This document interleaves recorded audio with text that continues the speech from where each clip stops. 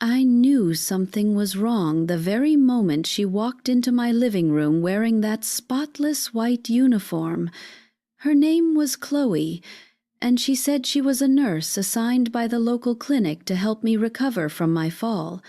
She had a kind smile, soft-spoken voice, and those steady, practiced hands that made me believe, at least for a while, that she was who she claimed to be. But I should have known better. I've lived 74 years in this old house, seen more lies than I can count, and felt deceit long before it ever reached my ears.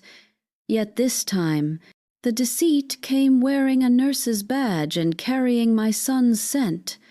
It all began the winter after my hip surgery.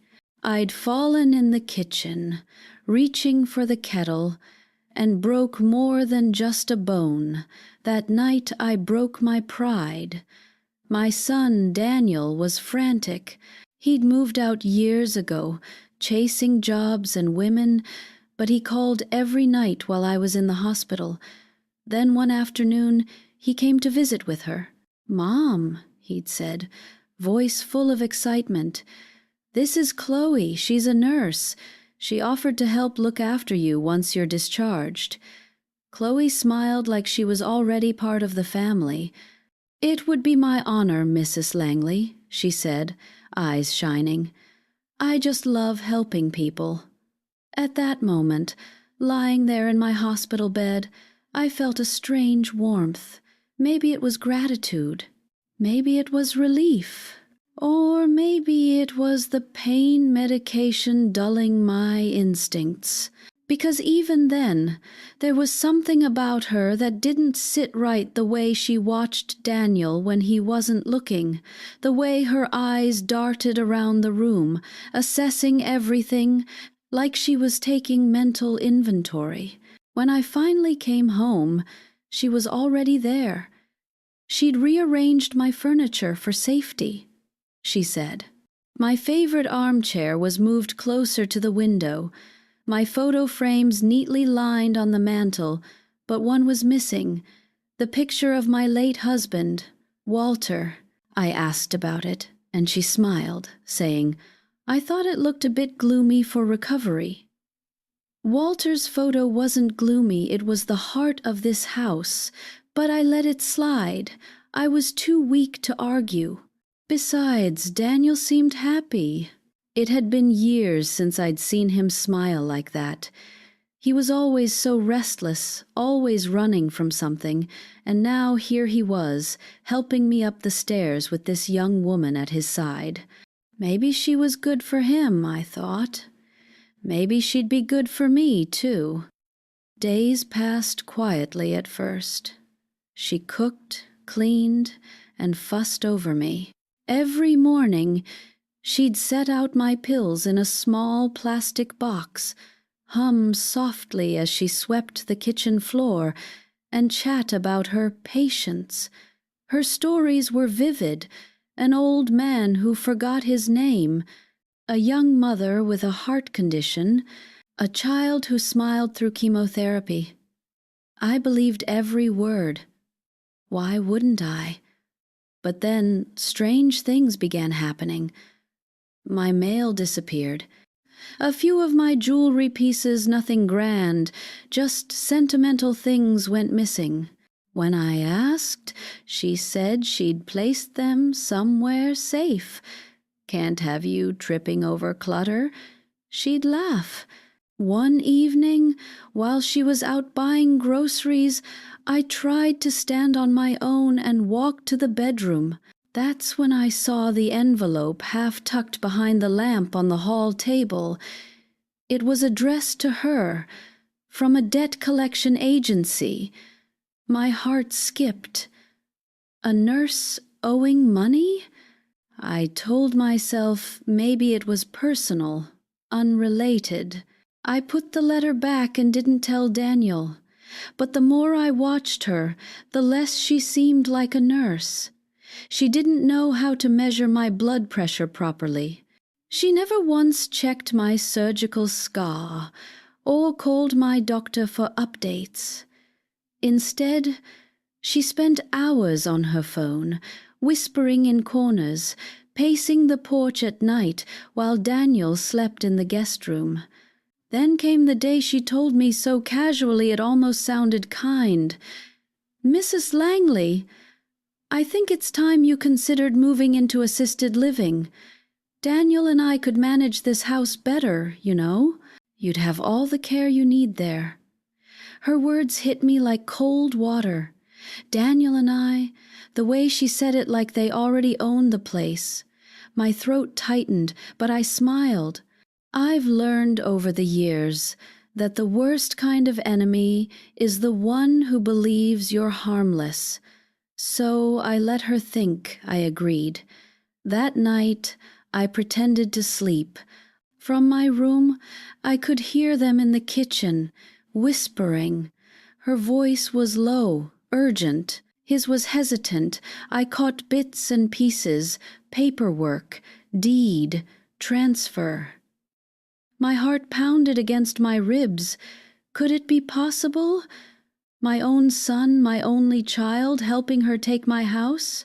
I told myself I must have misunderstood, but deep down I knew. Over the next few days, Chloe's tone changed. She became bolder, colder. She started locking certain doors, saying it was for safety. She handled all the mail, filtered my calls, and told visitors I was too tired for company. One afternoon, my neighbor Martha stopped by with a pie, and Chloe met her at the door. "Mrs. Langley's resting," she said sweetly, but I was wide awake, watching through the curtains. By then, I knew I had to find proof. Something told me that once she got her hands on the house papers, I'd be gone one way or another. The chance came one morning when she left to pick up groceries. I shuffled to her room, my late husband's old study, now overtaken by her perfume and neatly folded uniforms.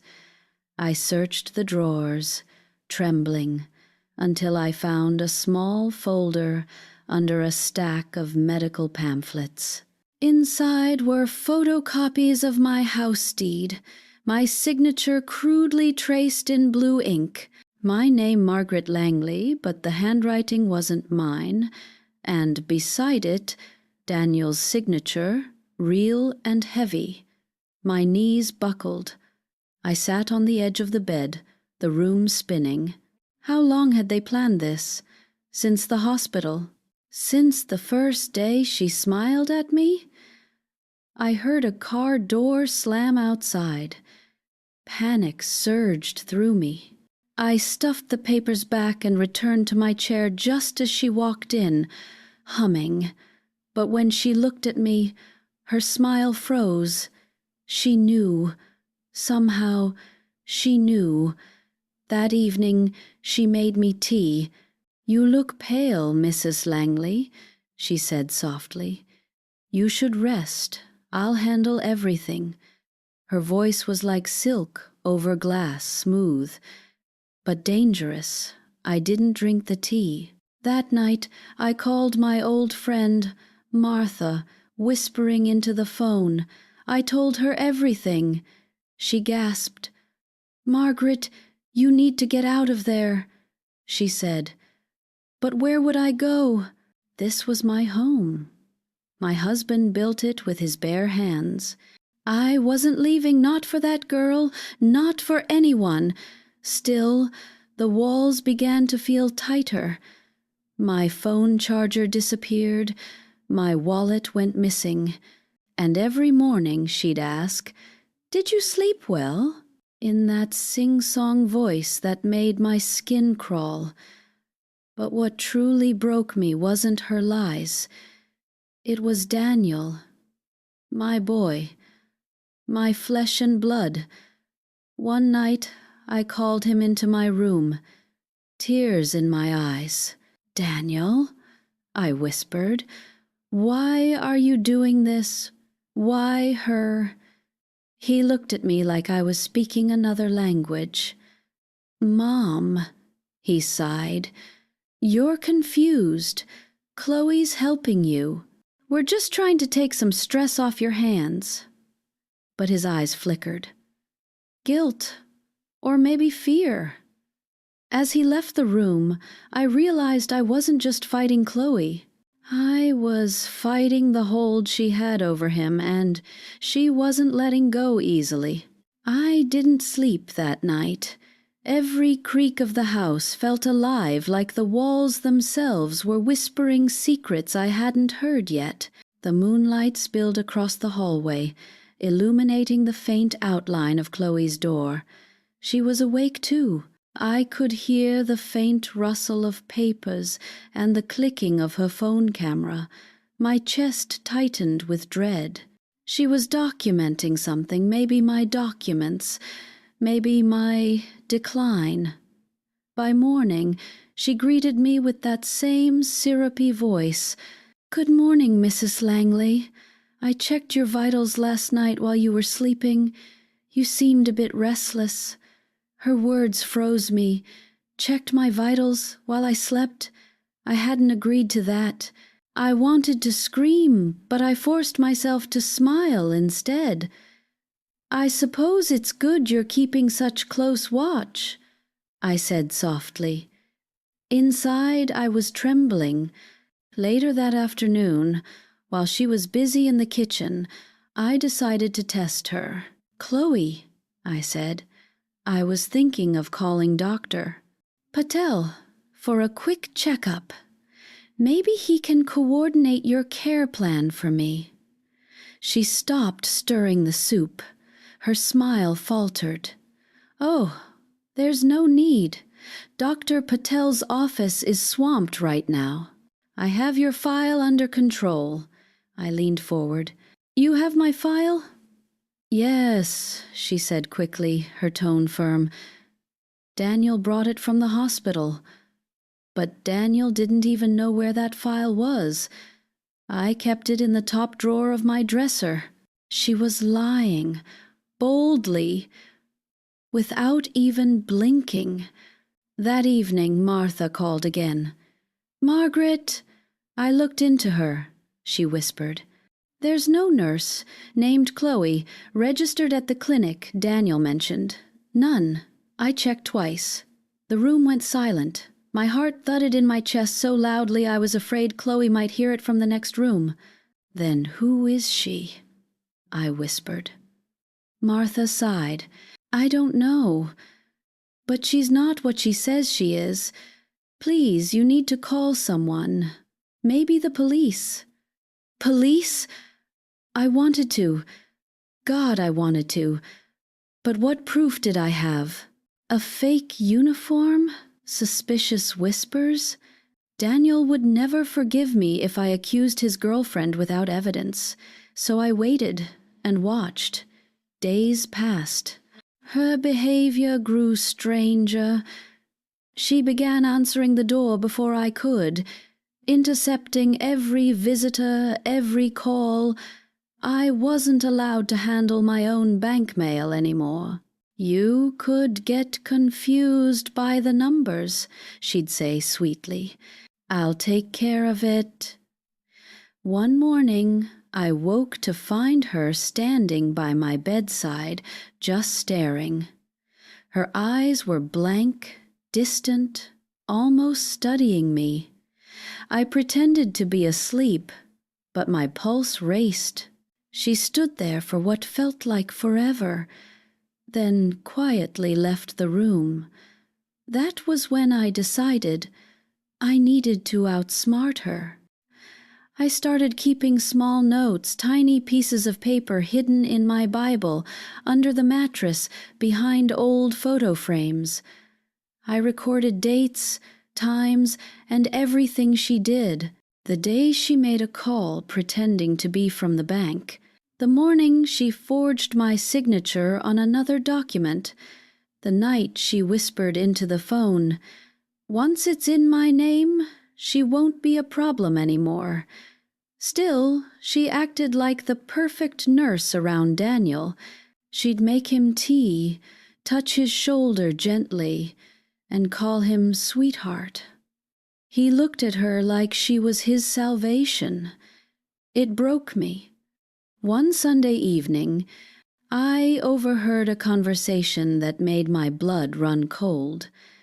They were in the kitchen, and I was in the living room, pretending to doze. Chloe's voice. "She's stubborn. I told you she won't leave unless she's forced." Daniel's. "She's my mom, Chloe. I can't just—" "Then do you want to live here or not?" she snapped. "This house is our chance, Daniel. She's old, confused. No one will question it. Just a few papers, and she'll be fine somewhere peaceful." My breath caught. Somewhere peaceful. The words echoed in my head like a death sentence. I knew then. I had to act before she did. The next morning, I told Chloe I wasn't feeling well, and asked her to fetch something from the pharmacy. As soon as she left, I called Martha and told her everything. "Come now," I begged. "Bring your nephew. I think she's planning something tonight." Martha arrived an hour later with her nephew Peter, a sturdy young man with a calm face and sharp eyes. I showed them the forged papers I'd found in Chloe's drawer. Peter took pictures, his jaw tightening. "You need to stay with us tonight," he said firmly. But before I could answer, we heard a car pull up. Chloe was back. My heart dropped. "Hide," I whispered. Martha and Peter slipped into the pantry just as Chloe entered the kitchen. She looked different, tense, sweaty, her smile stretched too tight. "I thought you'd be resting," she said, setting down the bags. "Who were you talking to?" I forced a shaky laugh. "Just the radio, dear." She didn't believe me. Her eyes darted around the room, scanning for something. Then she reached into her purse and pulled out a document folder. "Good news," she said brightly.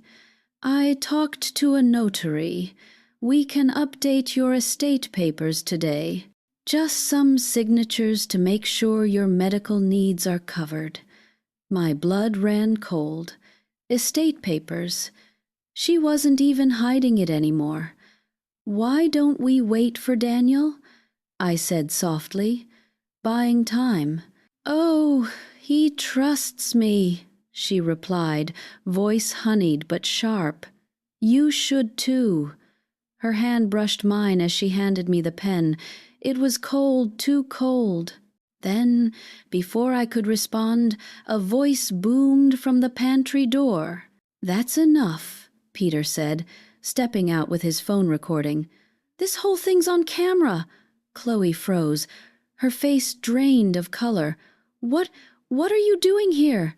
she stammered. Martha emerged behind him. "Caught red-handed," she hissed. "I knew something was off with you the moment you stopped me from visiting." Chloe's expression twisted into something I'd never seen before, anger, pure and dark. "You think you can stop me? That old woman's house should have been mine months ago." She spat, the sweet tone gone. "Daniel promised." And just like that, the front door opened. Daniel stepped in, holding his phone, eyes wide. Promised what? The silence that followed could have shattered glass. Chloe's lips parted, but no words came. Daniel looked at me, then at her, realization dawning. "You told me she wanted this," he said, his voice trembling. "You said she signed everything willingly." Chloe's face went pale. "I did it for us. For us." His voice cracked. "You forged her name. You lied." Her expression hardened.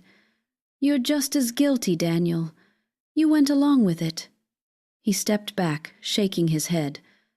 "No, Not anymore. Peter called the police while Martha held my hand tight.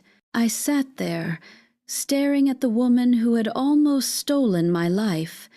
She looked smaller somehow, as if all her charm and confidence had drained away.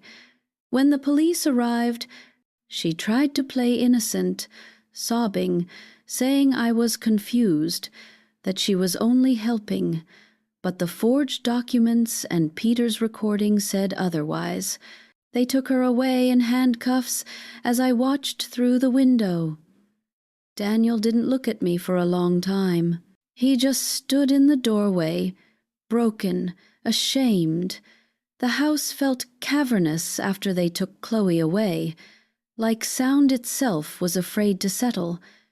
Peter gathered his things and promised to send me the video files.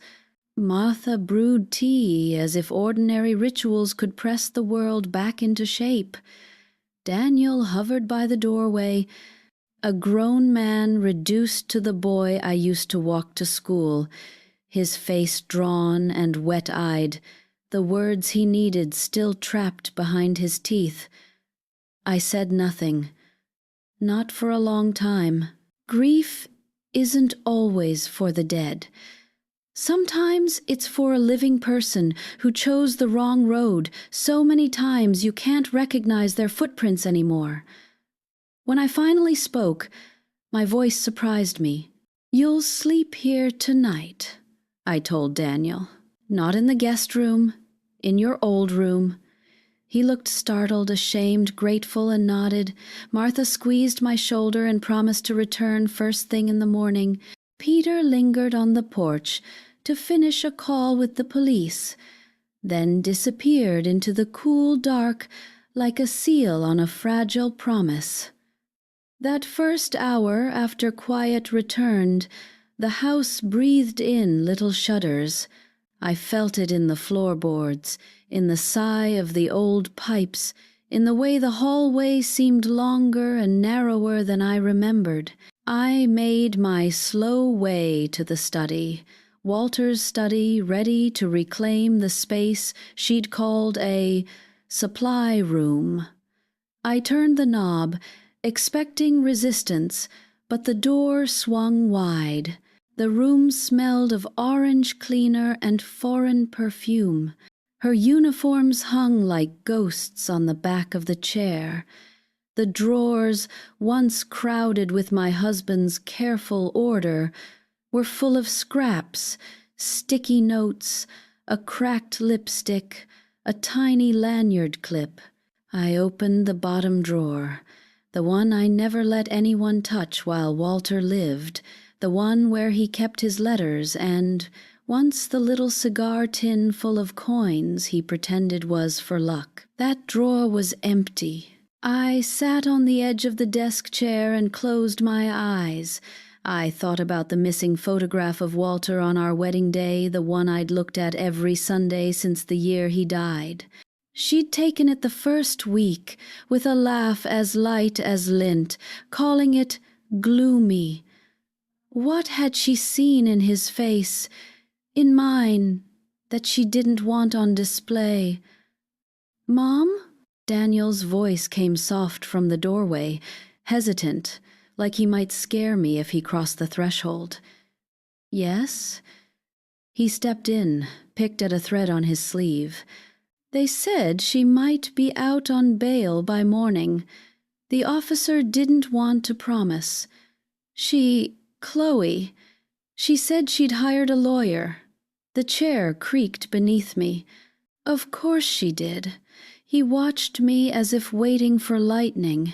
"I didn't know she forged anything," he said at last, the words falling in a rush. She told me you wanted the house settled, that you were tired, that you were scared of ending up alone and wanted me to take responsibility. She said the notary was just a formality. She lied," I said gently, "because the truth mattered more than his shame. But you already know that." He nodded, eyes shining. "I did, and I didn't. I kept walking around the hole in the floor like it wasn't there. I'm sorry. I put my hand over his, the hand I used to hold when we crossed streets, when fevers broke, when report cards were good and bad. His knuckles bent around mine, and for a fragile moment we were just mother and son. We're not finished, I said. We're just not finished. Sleep was an uncertain guest that night. I drifted and startled, remembering her whisper at my door, the snap of her phone camera, the clipped way she said estate. At some black hour, I woke and saw a faint sliver of light moving under the study door. I held my breath. Daniel was snoring softly down the hall. The house was otherwise still. After a moment, the light simply faded. I told myself it was the street lamp outside, a passing car, the moon shifting behind a cloud. I told myself many small things, because the big thing I am still not safe was too large to swallow. In the morning, Martha arrived with a carton of eggs, a bundle of daisies, and the expression of a woman who'd come to make a stand. She set about scrambling breakfast and fussing at Daniel to sit up straight. The kitchen felt almost normal for 7 minutes. On the 8th, a car door slammed outside. We froze. It wasn't the police. It wasn't Peter. Daniel peered through the curtain. It's a courier, he said, confused. From a law office. I let him answer the door. The courier handed him a thick, cream-colored envelope and asked for a signature. I didn't realize I was holding my breath until the door shut and the envelope lay on the table, heavy as a brick on the chest. What is it? Martha asked. Daniel slit it open with the butter knife. His eyes moved, stubbornly steady, before they began to dart. He swallowed. It's a petition for emergency guardianship, he said, voice thinning. Filed last week. There's a video link. My skin prickled. Play it, I said.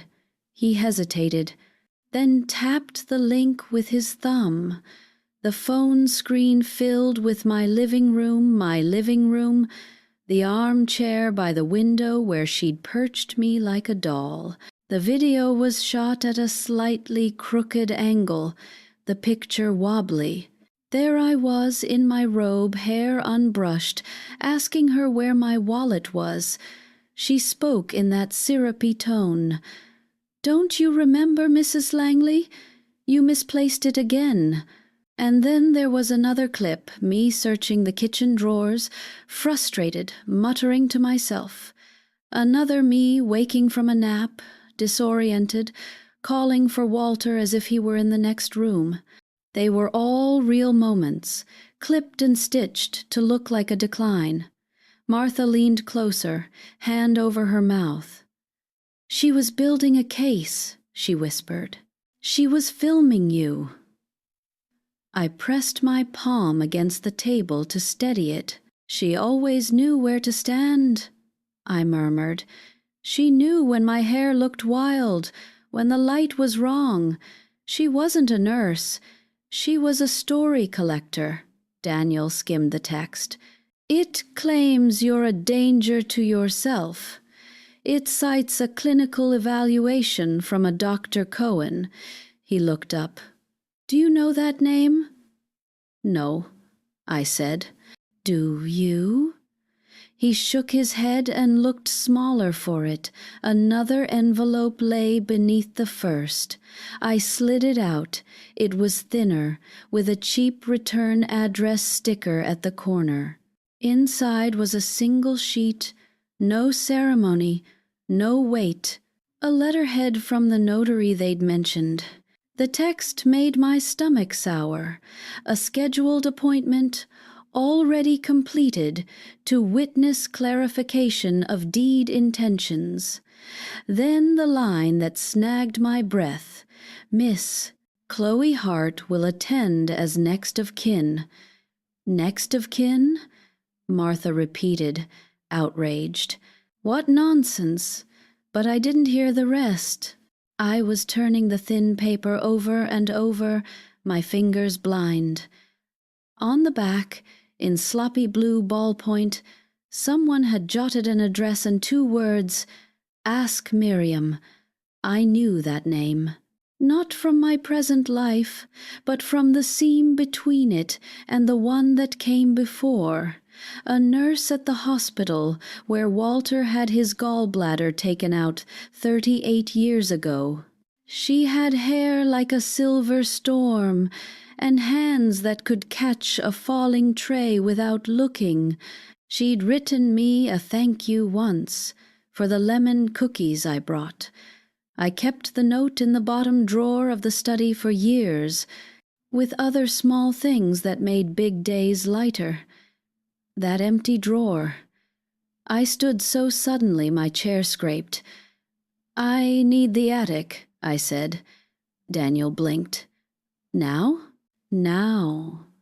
We climbed the narrow stairs, Daniel's arm under mine, the dust lifting in pale banners where our feet passed.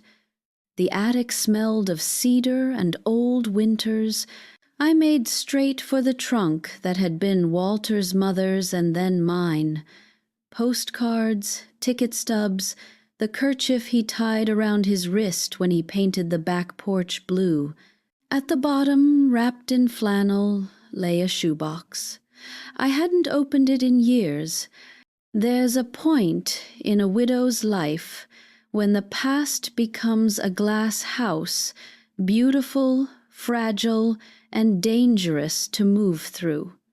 Inside the shoebox were letters, not many, 4 in total. They were addressed to Walter in a hand I didn't recognize, neat, determined, with the kind of loops a teacher makes. The return address was the old hospital's street. The first line on the first letter turned my blood slow. Walter, she is yours. Martha's breath whistled. Daniel's face lost its color. I read on, each sentence edging me closer to a cliff made of years. I can't keep pretending you don't matter.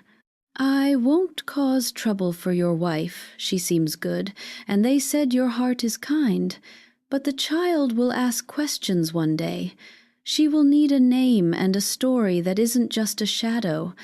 I will call her Chloe, like the winter flower. If you want to meet her, ask for me at the clinic, ask for Miriam. I closed my eyes, and the house rearranged itself around the truth. The missing photograph, the empty drawer, the way Chloe's smile faltered at Walter's face. The years between what I knew and what I might have suspected if I had not been so busy being a good wife, a good mother, a woman who believed her life had already used up its surprises. Martha put a hand on my back. "Oh, Margaret!" Daniel stared at the box as if it might bite. Dad had He couldn't finish it. He didn't need to. My mouth tasted like iron and old lemon cookies. Maybe, I said, and the word was heavier than stone. Or maybe someone loved him and he didn't love back. Maybe he faltered. Maybe he didn't. Maybe she needed a story to soften the world, and he gave her one. I touched the paper, felt every groove of the pen. Either way, she kept the name. Daniel sank to his heels, head in his hands. "She's not just a thief," he whispered. "She's what? Family?" I thought about the video clips, the forged signatures, the petition for guardianship, filed in a court that had never seen my face. "She is someone who thinks she was owed," I said quietly, "and I think she came here to collect." Downstairs, my phone buzzed on the kitchen table. insistent as a fire alarm. Daniel fetched it. A message from an unknown number lit the screen. "You took what's mine. I'm out. See you soon." Martha crossed herself out of old habit. Daniel looked at me, as if I might vanish. I stood very, very still and listened to the house breathe. It was my house. After all, the one Walter built, the one I held when the water bill was late and when the roof leaked, the one that kept the echo of every laugh I'd ever loved. I felt something lift inside me, thin but bright, not fear, not yet, a thread of resolve. "Then we'll meet her," I said, and my voice did not shake. "But this time, we'll be the ones with a plan." The following morning came cloaked in uneasy stillness. I brewed coffee out of habit, though my hands shook so badly I spilled half of it down the counter. The house had never felt so aware of itself. Every tick of the clock, every groan of wood seemed to ask, "What will you do now, Margaret?" Daniel sat at the table, staring at his phone. The message from Chloe still glowed on the screen like a wound. "You took what's mine. I'm out. See you soon." Martha was pacing the kitchen, muttering prayers beneath her breath. "The police should have kept her longer," she said sharply. "Bail? For what she did. They might as well have handed her a key." But I wasn't listening. My thoughts had tangled around that letter from Miriam, the one about Walter and the child. The name Chloe, the resemblance I'd missed. I couldn't shake it. Her eyes, her jawline, that faint crease near her brow when she was angry it was him, my late husband, reborn in the shape of a lie. Daniel looked up. "Mom, what if she really is?" He trailed off, afraid to finish. I met his gaze. "Your half-sister?" The words came out heavier than I expected. "Then that's something we'll have to face. But it doesn't excuse what she's done." He nodded slowly, guilt weighing on him like wet sand. By noon, Peter arrived with his laptop and a determined look. "I traced the number that sent that text," he said. "She's not far somewhere near the old Lakeside Motel. Cameras spotted her car there early this morning." My pulse quickened. "Then she's close enough to come back." "She won't. Not in daylight," Peter said, though his voice wasn't entirely sure. "Still, I'll stay around for a while, just in case." Martha insisted on staying too, so the house filled with nervous conversation and the smell of reheated soup. We tried to act normal, but every sound outside made us flinch. I could tell Daniel was fighting an inner war, torn between shame, fear, and the faint, dying ember of affection for Chloe. That evening, as the sun began to fall behind the pines, the power flickered. Once, twice, then died altogether. The kitchen plunged into gray silence. Martha gasped. Peter moved to the window, peering out. "Transformer's fine," he murmured. "Looks like someone flipped the main switch from outside." My heart started pounding. Then came the faint crunch of footsteps on gravel, slow, deliberate. Peter motioned for quiet, slipped to the back door. I gripped the edge of the table, every muscle frozen. Through the window, I could just make out a figure near the porch, the silhouette of a woman, her hair wild, her white coat torn at the sleeve. Chloe. She looked up toward the window, and for one horrifying moment our eyes met. There was no rage there, no madness, only sorrow, and something else, desperation. Peter swung open the door. "Stay right there," he shouted. But she didn't run. She just raised her hands slowly. "I didn't come to hurt anyone," she said, her voice trembling. "Please, I just need to talk to her. To Mrs. "Langley," Martha hissed, "don't you dare step foot in this house again." But I stood, my knees shaking, and said, "Let her in." They all protested, but I raised my hand. "It's all right. If she wanted to harm me, she's had plenty of chances." Chloe stepped inside cautiously, the dim light outlining the exhaustion on her face. Her eyes darted to Daniel, then to me. "You read the letter, didn't you?" she whispered. I nodded. "I did." Tears welled in her eyes, spilling down her cheeks. "Then you know. I didn't come here just for money or a house. I came because I wanted to know him. I wanted to know you." Her voice cracked, and for a second she wasn't the manipulative woman I'd feared. She was a frightened child, searching for belonging in the wrong way. Daniel clenched his fists. "You lied to us. You nearly destroyed her life." "I know," she cried. "I didn't mean to. I thought if I could just stay here, maybe I'd feel close to him. But when you started asking questions, I panicked. I've spent my whole life watching other people have what I never did. A home, a family, his picture." I took a slow breath. "So you pretended to be a nurse. You tried to take what wasn't yours."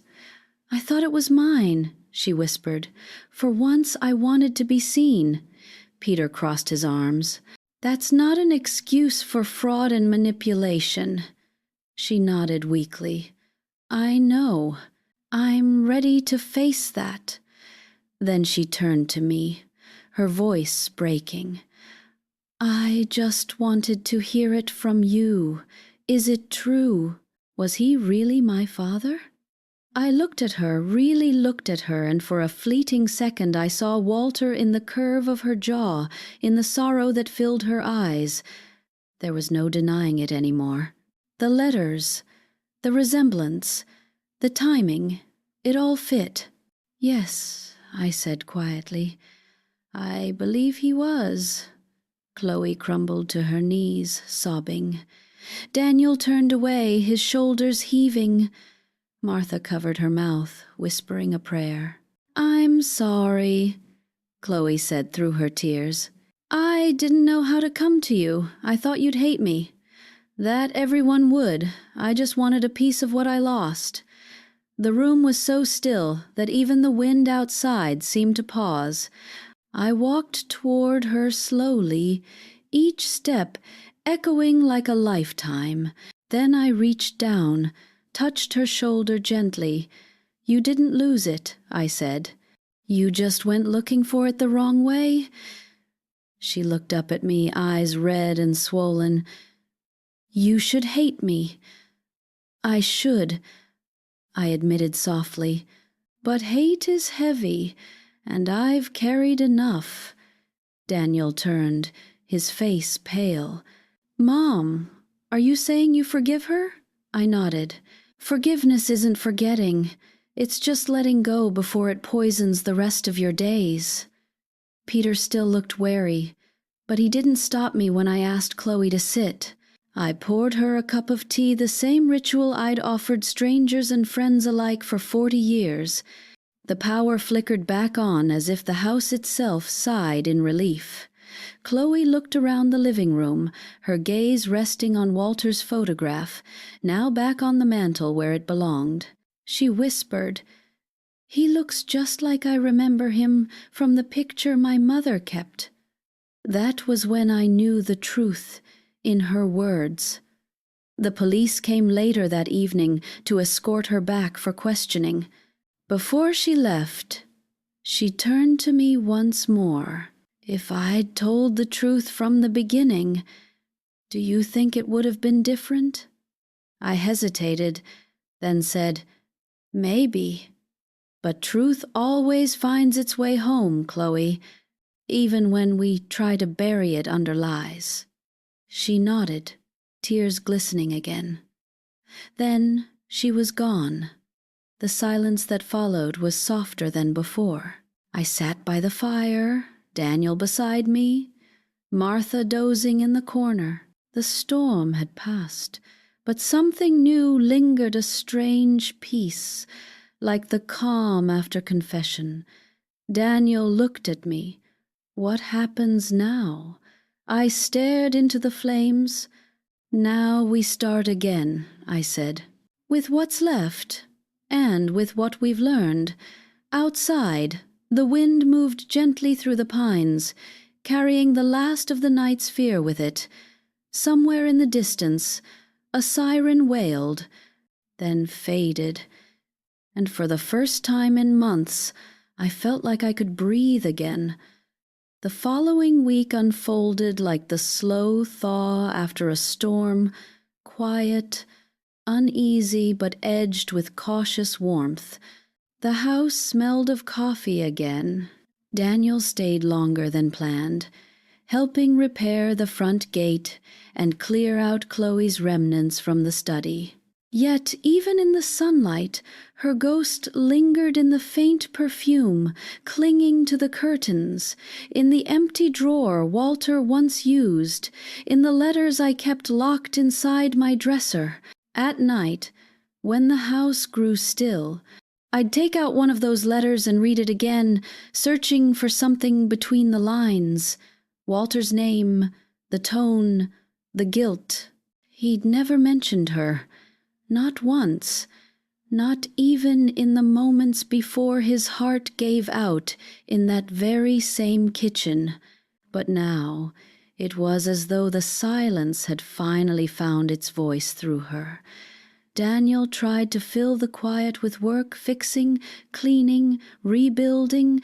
One afternoon, as he patched a hole in the back fence, he looked over his shoulder and said, "You know, Mom, maybe you should sell this place." The words pierced me like a needle. "Sell it?" He shrugged. "It's a lot of house for one person. Too many memories. Maybe it's time to move on." I turned away from him, my fingers brushing the old oak banister. "This house isn't just wood and walls, Daniel. It's the story of who we were." He sighed, wiping sweat from his brow. "I know, but it almost cost you everything. Don't you want a fresh start?" The question lingered long after he went inside. A fresh start. I'd spent my entire life clinging to what was left of the past, patching over grief with routine. Maybe he was right. Maybe the house had seen enough lies and loss for one lifetime. But then, that evening, something unexpected arrived. A small envelope slipped under the door. No stamp, no address. Just my name, written in the same looping handwriting from the letters I'd found in the attic. I froze. My pulse drummed against my wrist. I tore it open, half afraid of what I might find. Inside was a short note. "Mrs. Langley, I never meant for things to go this far. I wanted answers, not war. I'm leaving town for a while. Maybe for good. But I wanted you to have this 'it belonged to him' once. I think it will explain more than I ever could." Chloe, beneath the note, was a small, tarnished locket, old, brass, and worn smooth from years of touch. My fingers trembled as I opened it. Inside was a photograph. A much younger Walter holding a baby wrapped in a blanket, his face half turned to the side as though caught in a stolen moment. On the opposite side, In faint cursive was engraved one word, ours. The breath caught in my throat. Walter had known. He hadn't ignored her existence. He'd hidden it, protected it, from me, or from himself. I couldn't tell. Daniel found me sitting at the table, clutching the locket. "What is it?" he asked softly. "Proof," I whispered, "of everything I didn't want to believe." He sat beside me, reading the note in silence. She gave this back? After everything? "Yes," I said, staring at the tiny picture. "She's not the monster I thought she was. She's just lost." For the next few days, I couldn't stop thinking about her, the little girl who grew up with a shadow for a father, the woman who came to my doorstep pretending to heal me, but really just wanted to fill the hollow place her mother left. Maybe if Walter had told the truth back then, none of this would have happened. Maybe she would have come as a daughter instead of a stranger. Martha came by with her usual basket of muffins, muttering about that troublemaker finally gone. But when I showed her the locket, her face softened. "Oh, Margaret," she sighed. "What a cruel way for the past to introduce itself." I nodded. Cruel, but maybe necessary. That night, I sat alone in the study with the locket in one hand and Walter's old photo in the other. I whispered into the quiet, "You made a mistake, Walter, but so did I. I closed our door too tightly on the world. The air felt heavier then, as if the house itself was listening. Around midnight, I heard the faint sound of a car outside.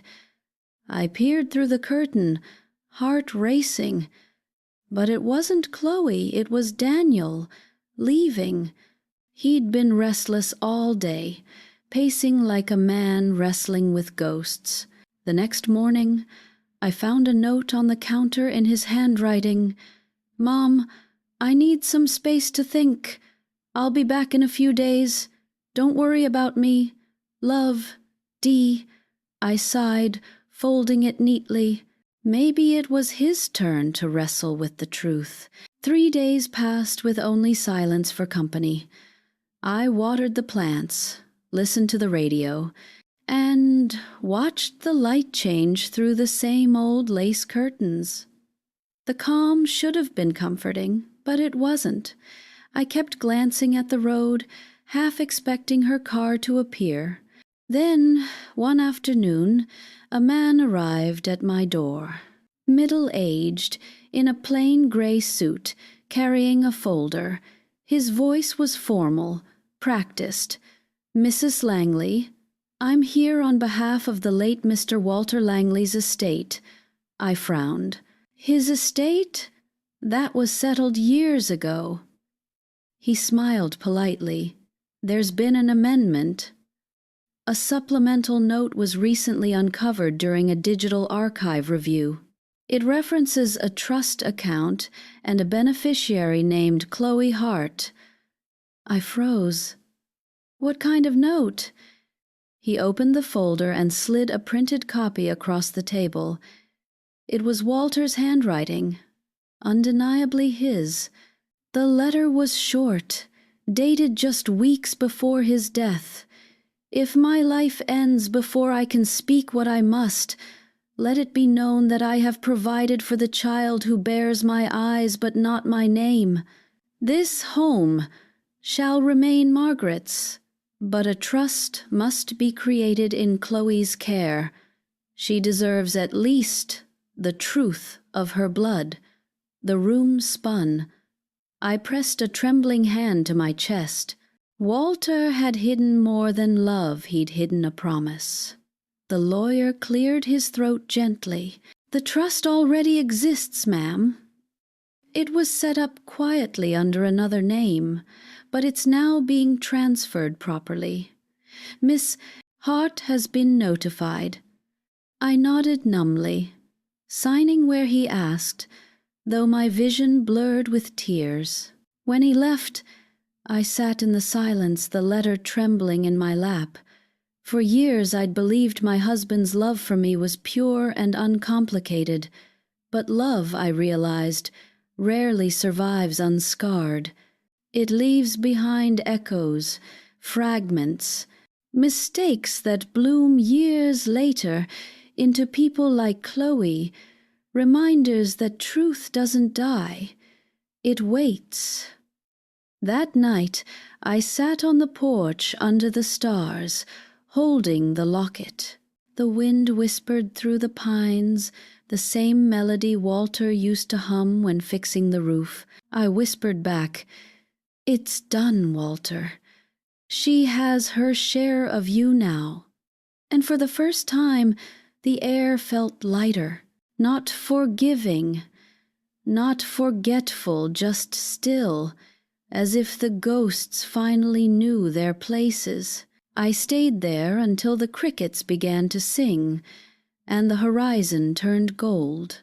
Somewhere, far down the road, I imagined a young woman stepping into a bus with a small brass locket in her hand, heading toward whatever peace the world would finally allow her. A month passed before life found something close to normal again. The house was quiet, but not in the hollow way it had been before. Daniel had come back, calmer, clearer, his eyes holding a mix of sorrow and resolve. He'd found work nearby and decided to stay in town for good. Martha still visited every Tuesday with her basket and her gossip, and sometimes Peter dropped by to fix small things around the house, though I suspected he did it more to make sure I wasn't alone. But solitude didn't scare me anymore, not like it used to. The fear that had haunted the walls had been replaced by something else, understanding, perhaps, or forgiveness. Even the wind sounded different when it brushed against the windows. One afternoon, while dusting the mantel, I noticed something tucked behind Walter's photograph, a small, faded envelope sealed with brittle wax. I turned it over in my hands, heart skipping. The handwriting on the front was unmistakably his steady, looping, and familiar enough to sting. It simply said, "For Margaret, if ever the truth finds her." My hands trembled as I broke the seal. The paper inside was yellowed with time, the ink faint but readable. "My dearest Margaret, if you're reading this, it means I was too much a coward to tell you the truth myself. There are some things a man can't explain without breaking what he loves most. Chloe was never meant to be a secret, but I didn't know how to make her part of our world without shattering yours. I failed you both. I wanted to give her enough to survive without taking away what we built together. You were my anchor. Margaret, every right thing I ever did had your voice in it. But a moment of weakness years ago became a lifetime of silence, and silence is its own kind of sin. If she ever comes to you, know that I never wanted her to hurt you. I only wanted her to have what little of me I could leave behind. Forgive me, if forgiveness is left in you. W." I sat there for a long time, staring at the words, feeling their weight press into my bones. It was as if Walter himself had stepped back into the room, not as the man I buried, but as the one who finally admitted he was flawed. I wanted to be angry again, to curse him for his cowardice, but instead, tears slipped quietly down my cheeks. Because even in betrayal, there was love. Damaged, complicated, but love all the same. I folded the letter carefully and placed it beside his photograph. "You always did wait too long to say the things that mattered," I whispered. When Daniel came home later, I showed him the letter. He read it in silence, then looked up at me with an ache in his eyes that no words could soften. "He was still trying to protect you," he said. "Yes," I said softly. "And maybe her, too. What will you do now?" I looked around the living room, the worn armchair, the soft hum of the clock, the smell of lemon polish and old wood. "I think I'll live," I said simply. "That's enough." That weekend, I decided to visit the small park by the river where Walter and I used to walk when Daniel was a boy. I hadn't been there in years. The path was cracked, the benches rusted, but the water still caught the sunlight the same way it always had. I brought the locket with me and sat by the edge, running my thumb over the engraved word, "Ours." For the first time, I understood what he meant by it. Ours didn't mean possession, it meant shared fault, shared love, shared humanity. Walter and I had built a life together, but his story, like mine, had always been bigger than just us. As I sat there lost in thought, I heard footsteps approaching. I looked up and there she was, Chloe. She looked different now, simpler. Her hair tied back, no makeup, wearing a gray cardigan and jeans. She carried a small backpack and a hesitant smile. "I wasn't sure if you'd want to see me," she said. I didn't stand, just nodded for her to sit beside me. "You came back." "I had to," she said quietly. "The police dropped the charges after your statement. You didn't have to do that." "I know. Why did you—" I stared out at the river, the water shimmering like liquid glass. "Because punishment doesn't always heal. Sometimes mercy does." She blinked rapidly, holding back tears. "I didn't deserve your mercy." "Maybe not," I said. "But I'm not doing it for you, Chloe. I'm doing it for the man who made both of us wait too long for the truth." She nodded, silent tears running down her face. After a long pause, she took the locket from her pocket, the same one she'd given back to me weeks ago.